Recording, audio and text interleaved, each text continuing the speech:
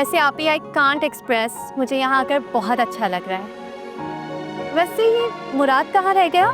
तुम्हारा ही सामान लेके आ रहा है। भाई तुम तो पूरे घर का सामान ले आई हो जैसे। ऑफ कोर्स आप ही, इसमें आपके लिए, मुराद के लिए और मुराद की वाइफ के लिए बहुत सारे गिफ्ट्स हैं। वैसे कहाँ है ये मुराद की वाइफ? सारा नाम है ना उसका? हाँ, बात हुई थी मेरी। वैसे आप ही मैं बहुत परेशान हो गई थी। खैर मिलकर देखती हूँ, बहुत इंटरेस्टिंग रहेगी मुलाकात। समन, सारा मूड की थोड़ी सी तेज है। तुम अपने तरीके से उसे हैंडल कर लेना प्लीज, थोड़ा सा बर्दाश्त कर लेना। बाय द वे वो तुम्हारी पसंद का खाना बनाने गई है, मैं उसे देखती हूँ। जब तक तुम बैठो उसके बाद मैं तुम्हें तुम्हारा कमरा दिखाऊंगी, ठीक है? थैंक यू आप ही।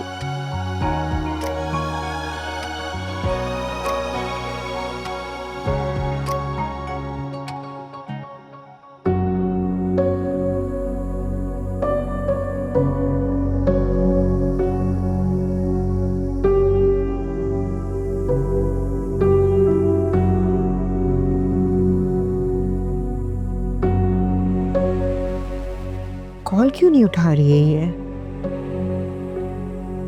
ऐसा करती हूँ, सारा को कॉल मिलाती हूँ।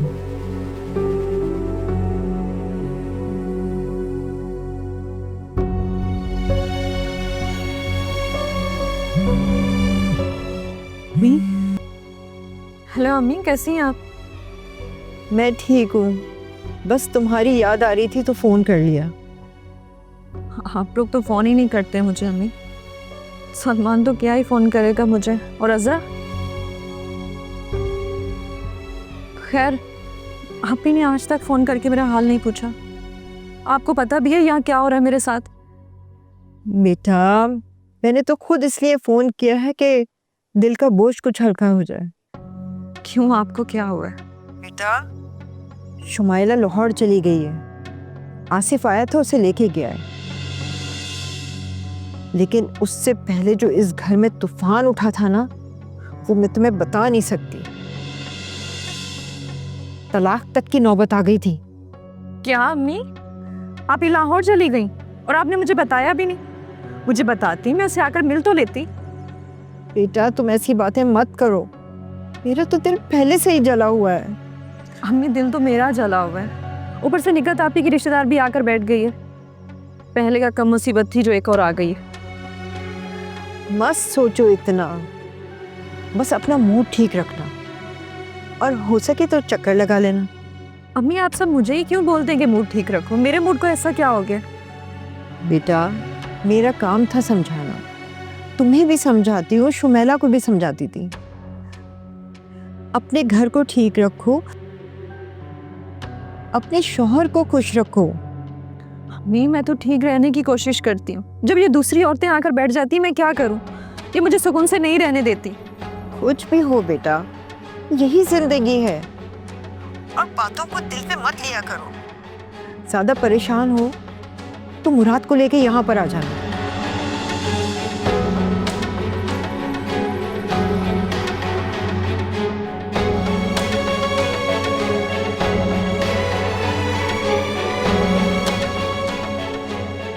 अपनी परेशानी को लेके फोन किया था, अपनी परेशानी लेके बैठ गई।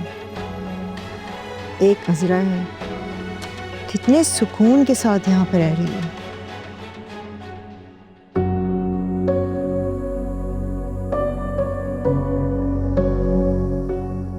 मैं कह के भी गई थी कि बेडशीट नहीं बिछा देना और डस्टिंग कर देना, मगर ये तो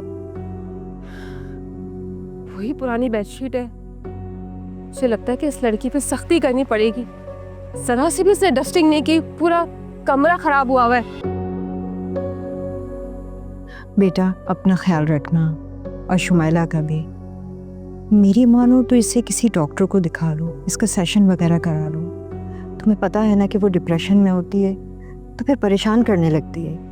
हाँ ठीक कह रही हैं आंटी, लेकिन आप इस बात की फिक्र ना करें, सब ठीक हो जाएगा। और मुझे लगता है कि अब इन सब चीज़ों की ज़रूरत नहीं पड़ेगी, क्योंकि शुमाइला अपने बच्चों से बहुत प्यार करती है। जब उनसे मिलेगी तो इनके सारे गिले शिकवे शिकायतें सब दूर हो जाएंगी, ये मेरा आपसे वादा है। इंशाअल्लाह ताला मेरी तो यही दुआ है कि इस तरह का वक्त अब तुम लोगों की ज़िंदगी में कभी ना आए, और तुम हमेशा हंसी खुशी रहो। इंशाल्लाह आंटी, बिल्कुल ऐसा ही होगा। अच्छा आंटी, आपको तो पता है ना बच्चे अकेले हैं, वी आर गेटिंग लेट। अब प्लीज़ शुमाइला को बुलाना। लो वो आ गई।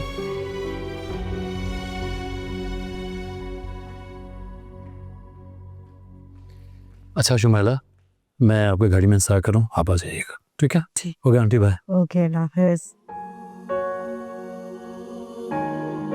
मी आई एम सॉरी। मैंने आप लोग को बहुत तंग किया है ना,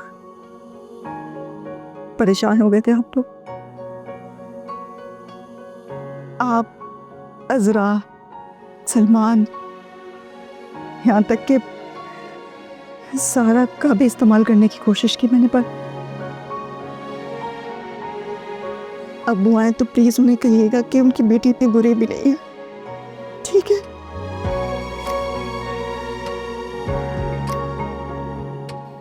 सॉरी।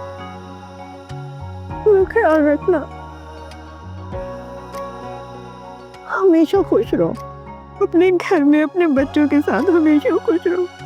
आप आएंगे ना बच्चों से मिलने, अपनी बेटी से मिलने?